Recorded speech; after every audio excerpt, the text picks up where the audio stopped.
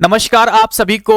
अगर आप SSC stenographer 2025 की प्रिपरेशन कर रहे हैं तो कुछ ऐसी बातें जिनको आपको ध्यान में रखना है, आगे मैं इस वीडियो में आपको बताने वाला हूं और अभी से इन चीजों को फॉलो करना है ताकि आपको आगे चल के पछतावा ना हो। तो ये वीडियो आप सभी के लिए बहुत ज्यादा जरूरी है। देखो, ये सारी बातें मैं अपने एक्सपीरियंस के आधार पर आपको बताने वाला हूं, है ना। मुझे काफी समय हो चुका है इस फील्ड में, इस एग्जाम की प्रिपरेशन कराते हुए या इस एग्जाम के बारे में इंफॉर्मेशन देते हुए, और यहां पर आप मेरा एक्सपीरियंस देख भी सकते हो। यहां से आपको चीजें पता चल जाएगी। ये एसएससी स्टेनोग्राफर 2024 के मार्क्स है बच्चों के, जो मतलब किसी ना किसी तरीके से जो हमसे गाइडेंस जिन्होंने ली है, चाहे वो पेड हो या फ्री हो या हमारे एप्लीकेशन से जो जुड़े हुए थे, है ना। ये उनके रिव्यूज है और यहां पर आप मार्क्स देख सकते हैं और ये रियल मार्क्स है, यानी कि आंसर की आने के बाद के मार्क्स है ये, है ना। ऐसा नहीं कि अपनी तरफ से लिख दिए, सारे मार्क्स आप देख सकते हो। लगभग 140 के आसपास ऐसे स्टूडेंट्स हैं जिन्होंने 140 प्लस स्कोर किया है ना। और 40 से 45 बच्चे इसमें ऐसे जिनके 150 से ऊपर मार्क्स है।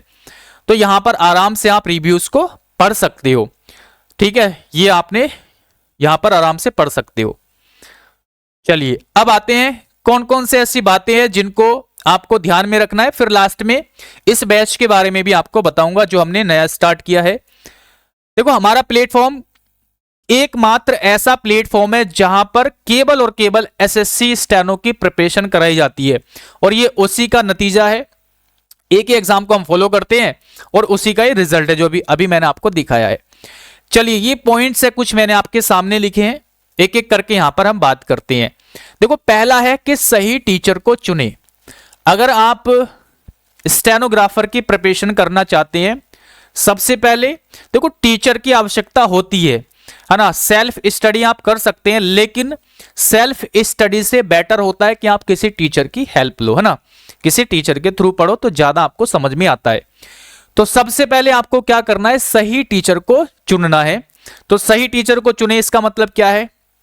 देखो, सभी टीचर क्या होते हैं, सही होते हैं, लेकिन आपके हिसाब से कौन सा टीचर सही है, मैं इस बारे में बात कर रहा हूं कि जिस एग्जाम की आप प्रिपरेशन कर रहे हैं, जिस टीचर को आप चुनोगे, जिससे पढ़ना शुरू करोगे, पढ़ोगे, क्या वो टीचर उस एग्जाम के लिए आपको पढ़ाते हैं या उस कोई बैच उनका ऐसा है जो डेडिकेशन उसी एग्जाम के लिए हो।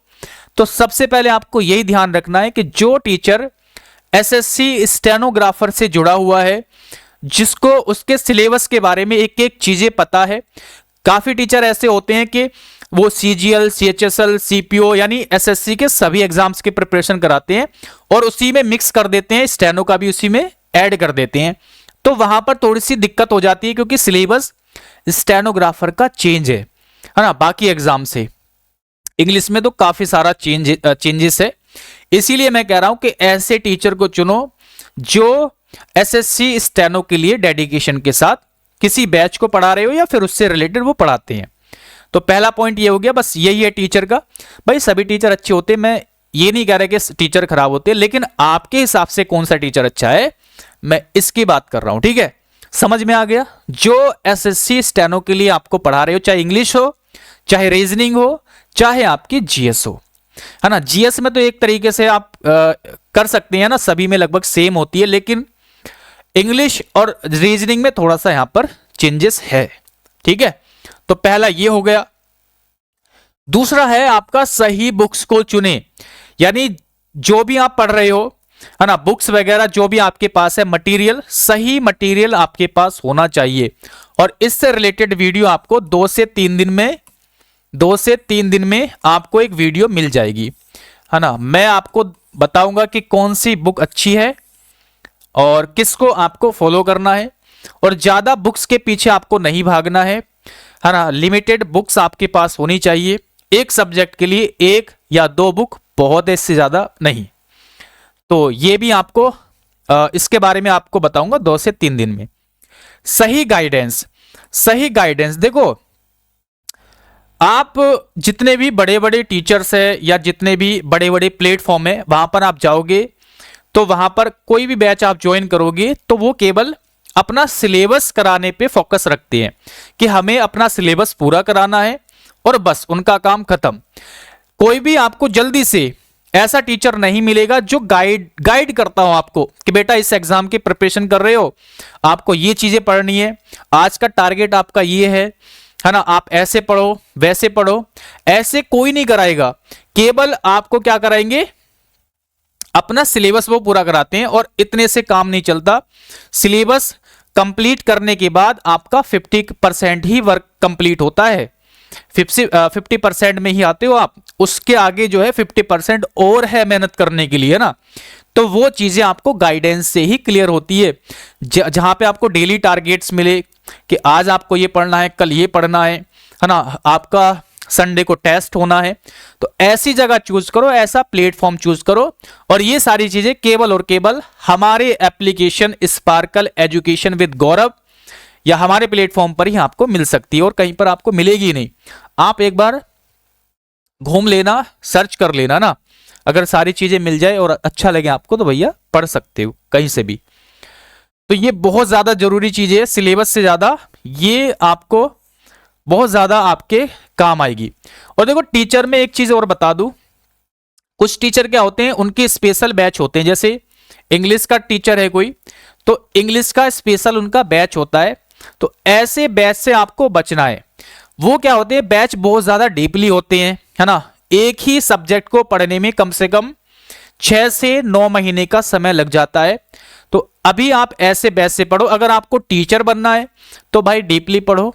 अगर आपको एग्जाम निकालने के लिए पढ़ना है तो डीपली पढ़ने की आपको आवश्यकता है ही नहीं, उतना ज्यादा डीपली आता ही नहीं है। एसएससी का कोई सा भी एग्जाम, चाहे सीजीएल का हो, सीएचएसएल का हो, स्टेनो का, तो बहुत इजी होता है। बहुत इजी तो नहीं कहेंगे, इजी टू मॉडरेट होता है, मतलब वन लाइनर फैक्चुअल होता है, मतलब बहुत ज्यादा डीपली होता ही नहीं है। इसीलिए कह रहा हूं कि आपको उतना ज्यादा डीपली पढ़ने की आवश्यकता नहीं है। तो उससे आपका समय भी थोड़ा सा खराब हो सकता है ना भाई। जहां पे आप 3-4 महीने में चीजें पढ़ सकते हो, वहां पर आप 9 महीने लगाओगे तो दिक्कत होगी, है ना।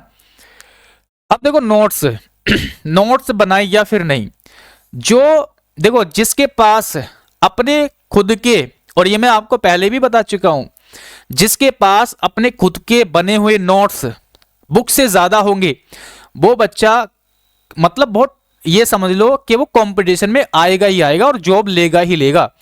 किताबें हम इग्नोर कर देते हैं, लेकिन जब हम नोट्स बनाते हैं वो मेहनत आपकी दिखती है कि हाँ भाई मैंने इतना पढ़ के नोट्स बनाए हैं। तो ज्यादा से ज्यादा आप नोट्स बनाओ। जैसे रीजनिंग है, कैलकुलेटिव सब्जेक्ट है, उसके आप इतने रजिस्टर भर दो कैलकुलेशन कर करके, प्रैक्टिस कर करके। तो जितने ज्यादा आप रजिस्टर भरोगे उतना ज्यादा आपका जो है ज्ञान बढ़ेगा। इस चीज को आपको ध्यान रखना है। तो आप क्या करो, एक बार नोट्स जरूर बनाओ। देखो जीएस के नोट्स बनाते हुए डरते हैं ना बहुत सारे के, बहुत बड़े बड़े वो है।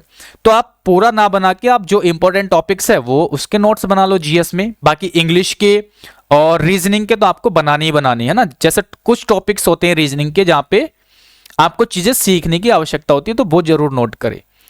तो भैया नोट्स तो आपको बनाने ही पड़ेंगे, है ना। अगर आपको अच्छे से तैयारी करनी है, एग्जाम से 3 महीने पहले आपको ये समय नहीं मिलेगा कि मैं नोट्स बना लूं। तब तो आपके पास ऐसा होना चाहिए कि मैं अगर बोलूं या कोई भी टीचर आपको बोले कि भाई आज ये वाले टॉपिक्स आपको रिवाइज करने हैं, तो आप ये ना बोलो कि सर कहाँ से करें, कैसे करें, कौन सी बुक से पढ़ूं, है ना।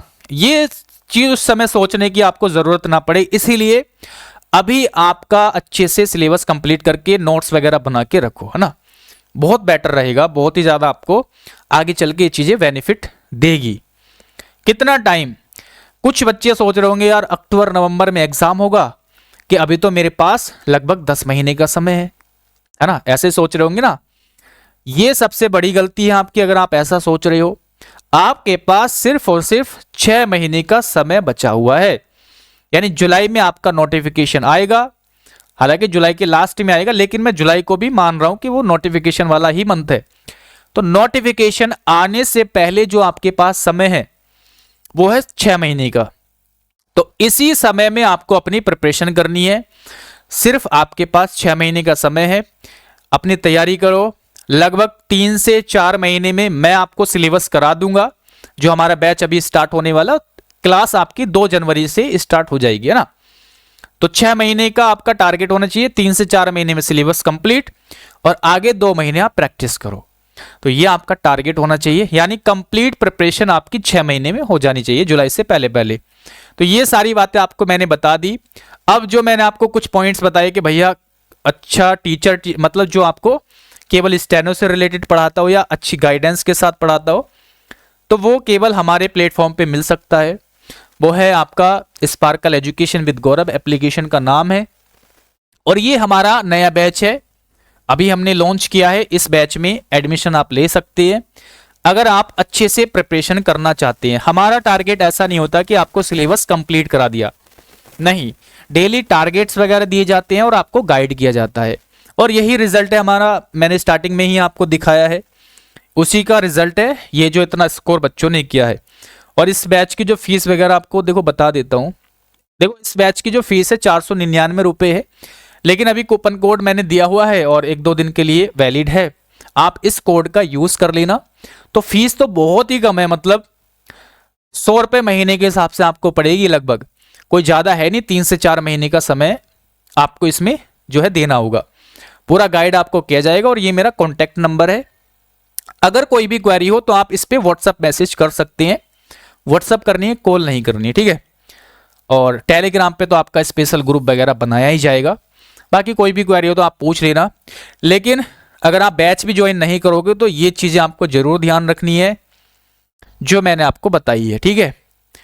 बाकी 2025 से रिलेटेड आपको वीडियो मिलती रहेगी, आप चैनल वगैरह सब्सक्राइब करके रखना। और ऐसे ही आपको जो भी इंपॉर्टेंट वीडियो रहेगी वो मैं आपको जल्द ही प्रोवाइड करा दूंगा ना। फिर आपको अच्छे से प्रिपरेशन करनी है, बहुत अच्छे से, ठीक है। Okay, thank you.